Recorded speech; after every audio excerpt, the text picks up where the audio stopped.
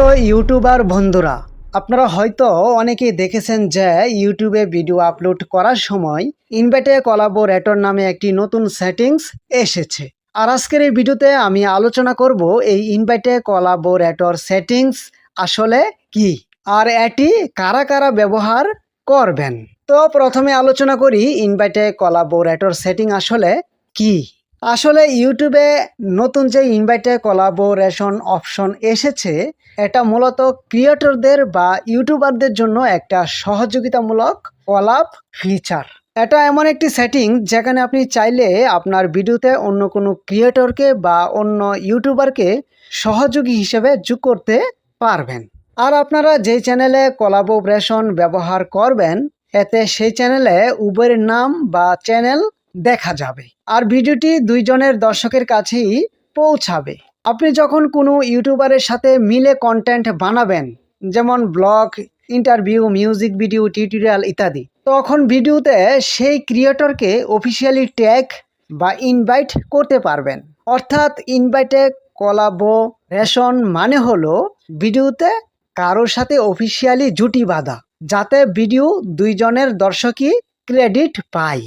আরো সহজ করে বললে, ইউটিউবের এই নতুন সেটিংস দিয়ে আপনি চাইলে আপনার ভিডিওতে অন্য কোনো ইউটিউবারকে সহযোগী হিসেবে যুক্ত করতে পারবেন। আচ্ছা প্রিয় শ্রোতা, এখন আমি আলোচনা করব এই ইনভাইটে কোলাবোরেশন সেটিংস কারা ব্যবহার করবেন। দেখুন, এই ইনভাইটে কোলাবোরেশন সেটিং সকল ইউটিউবারকে ইউজ করতে হবে ব্যাপারটি এমন নয়। যারা ব্যবহার করতে আগ্রহী কেবল তারাই ব্যবহার করবেন, কারণ ইউটিউব টিমের তরফ থেকে সকল কন্টেন্ট ক্রিয়েটরদের জন্য এই সেটিংস বাধ্যবাধকতা করে দেওয়া হয়নি। ধরুন আপনার বন্ধু একজন ইউটিউবার, আপনি আর আপনার বন্ধু দুইজনে মিলে একটা ভিডিও বানালেন।